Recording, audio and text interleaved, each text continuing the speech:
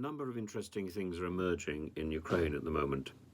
First, Putin's people are planning this evacuation of Kharkiv, and yet at the same time are clearly targeting, are shelling Kharkiv, Ukrainian residents and sites in Kharkiv and in Zaporizhia.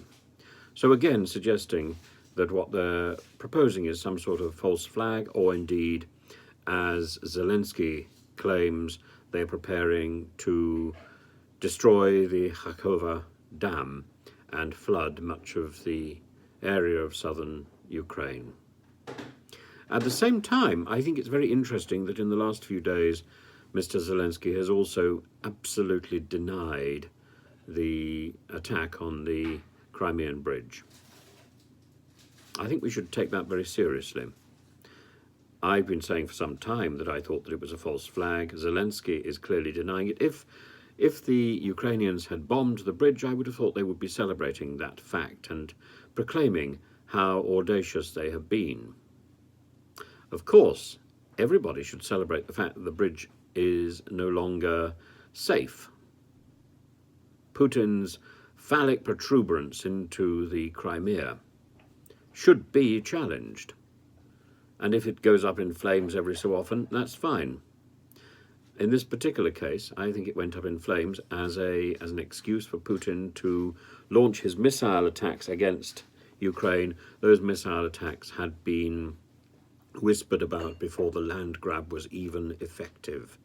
I heard about those missile attacks some 4 weeks ago, and I was horrified and worried. And those missile attacks took place exactly as described. I was also told that there would be tests in the Arctic, underwater, of nuclear bombs. Apparently that hasn't happened. Apparently that's been frustrated. But I am interested that a similar report was also published, and again, that their source was Kremlin insiders, just as mine had been.